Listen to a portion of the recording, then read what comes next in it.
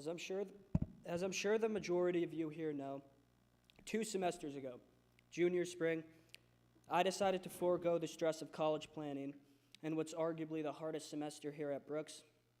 While you guys were here grinding out homework, visiting colleges, and generally just stressing yourselves out, I was backpacking and kayaking in some of the world's most beautiful places as part of my semester school. So yeah, I'm pretty sure I was having a better time than all of you. Now, you guys may know that I wasn't here, but a lot of you seem to struggle with remembering where I went. Countless times people have asked me, yo, weren't you like in Panama last semester? Or Tallas, how was Puerto Rico? Brazil? The list goes on and on. Basically every South American country except the one where I spent a semester. I couldn't tell you how many times Sean has asked me about my semester school in Colombia. Sean, I wasn't in Colombia. I'll tell you one more time. I was in Chile. Well, actually, I was only in Chile for about half the time. I was actually in Idaho for the majority of it. I know. What were you doing in Idaho? I don't have a very good answer for that. Basically, the school was based there, and I knew I wanted to go. When I tell people that, the response is usually, what'd you like, eat a lot of potatoes or something? Yeah, we ate a lot of potatoes. Big deal. We also shit in the woods and lived in a yurt, but for some reason you seem to focus on the potatoes. For all the questions I've gotten about my semester away, there is only one I still haven't answered truthfully. Why did you leave, Tallas? Another question I've been asked many times, and my response is usually based on nothing and changes randomly. It was a cool semester. I wanted to do something different. Or simply, I have no clue. I've never actually told anyone the real reason I left. I went there because I didn't want to be here.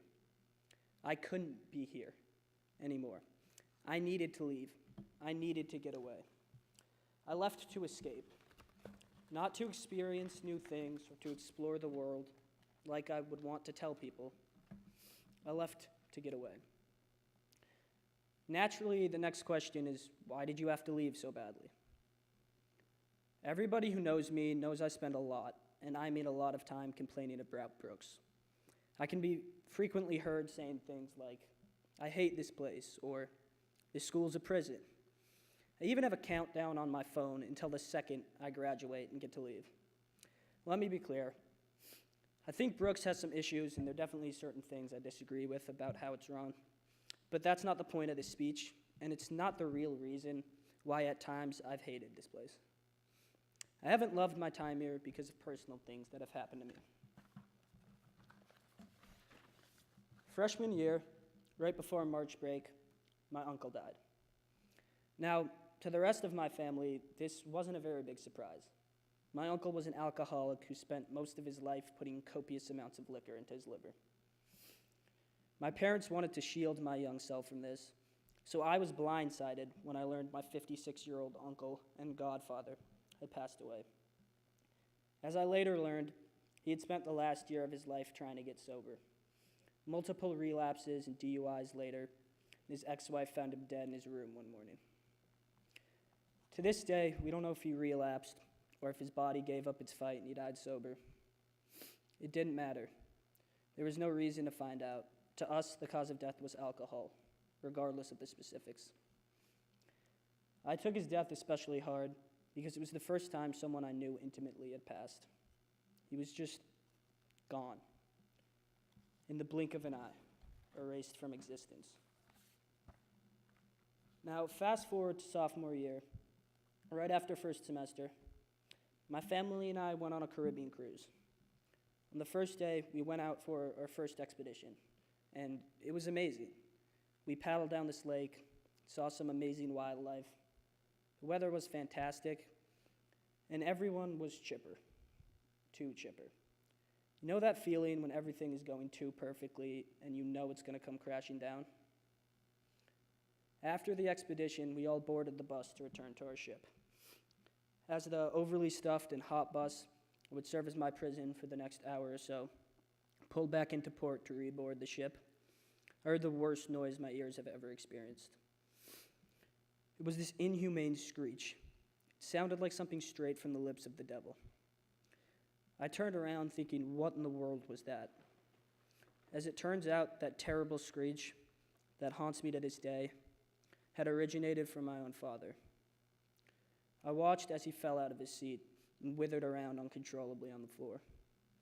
I kept thinking, he's dying. He's dying. Every inch of my body was frozen. It's a feeling I can't even begin to explain, and one I hope I never have again. Fear does not do it justice. It's paralysis. I was trapped in my own body, and to make things worse, I was physically trapped on the bus, as I was in the back row, and my dad was now blocking the exit. Luckily, my dad was not dying. It was just a seizure. He's 100% fine now. He's had numerous tests.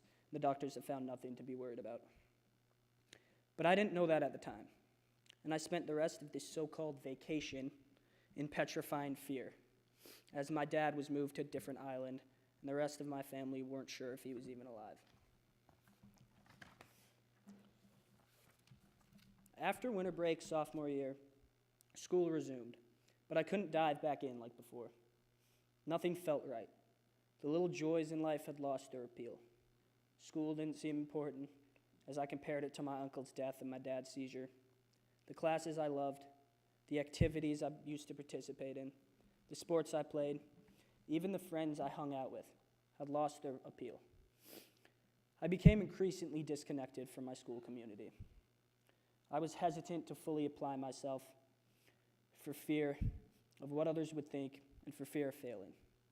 Mostly, though, I was reluctant to get too close to anybody because I was afraid that they'd be taken away from me. I don't think I've ever admitted it, but I was depressed. I've always had issues with anxiety, but they began to worsen following these events. I became apprehensive and scared of everything. I took weekends as much as possible to see with my own two eyes that my father was in fact okay. Furthermore, everything at Brooks seemed so mundane and monotonous. Everyone takes relatively the same classes. We all dress pretty much the same, play more or less the same sports, we're mostly upper class, and we're mostly white. This monotony drove me crazy. I felt trapped at Brooks. Nothing seemed important, and it drove me insane.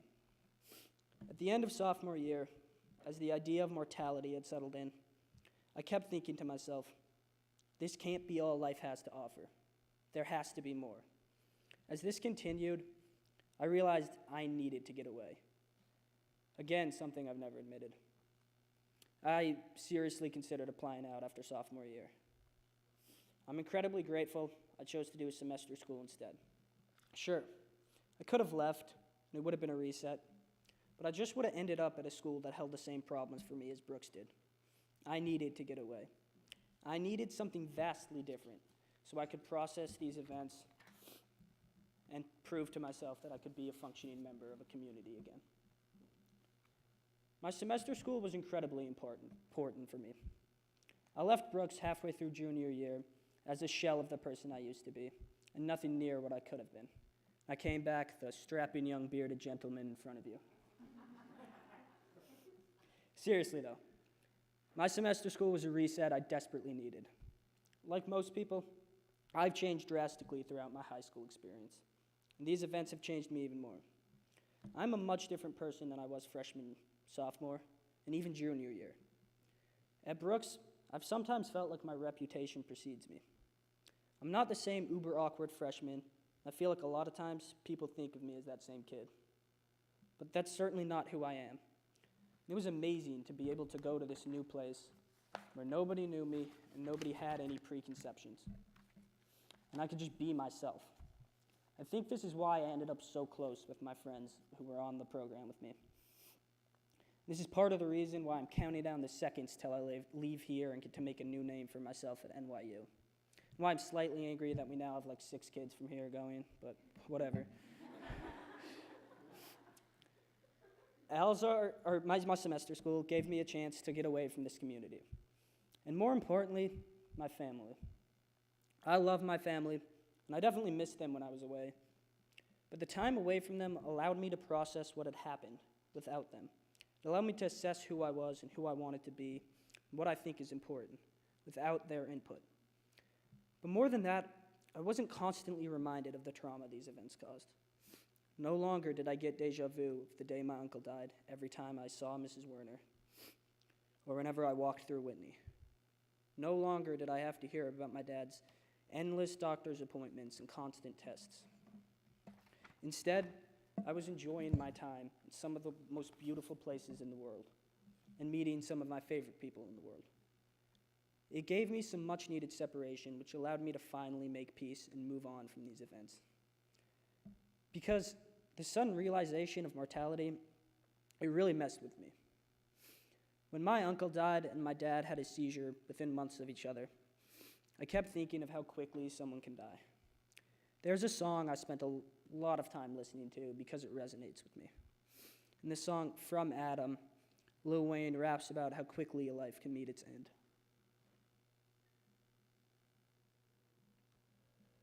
Die anyway, I'm gonna die anyway. We can go any day, it can be any day. I would play more for you, but it gets very profane, so we'll just move on. There are many cliches to go along with these lyrics. You never know what your last day is. Today could be your last day. Tomorrow's never promised. As played out as these all are, they're all true. One day you could just have a heart attack, a stroke, get hit by a bus, and you won't be here tomorrow. What this quote also says is that we all die one day. Death is the only thing that you are guaranteed in life. All these quotes and thoughts can be incredibly scary. The idea that you could die from a freak accident anytime, or that you are guaranteed to die, is enough to terrify most people. However, the fact that I'm going to die is never something that truly scared me. To me, death is a part of life. Part of what makes life so amazing and awe-inspiring is that it's limited. You only get one, so you have to make good use of it. I don't think life would be what it was if death isn't part of it. However, death terrifies me for two different reasons. I'm not scared of dying, but I am scared of being forgotten. Now, I don't believe in an afterlife. I believe when you're gone, you're gone. And people will remember you for a generation or two, and then you'll most likely be forgotten for the rest of human existence.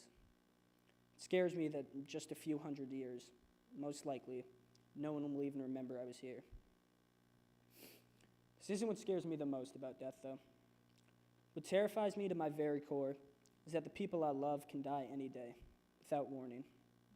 I don't know about you guys, but for me, there are a handful of people who make my life worth living. And it scares the shit out of me that any day they can be gone. When I listen to that song and I hear, you can die any day, it can be any day, I'm not thinking about myself. I'm thinking about my loved ones. I'm rewatching my father fall to the ground and thinking how close I was to losing him. I'm reliving that day when I got that call and was told that my uncle had died. Loss is a part of life, though.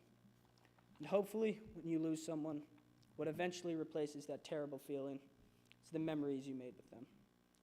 All the Easter egg hunts where my uncle would give me hints to better compete with my older siblings and cousins.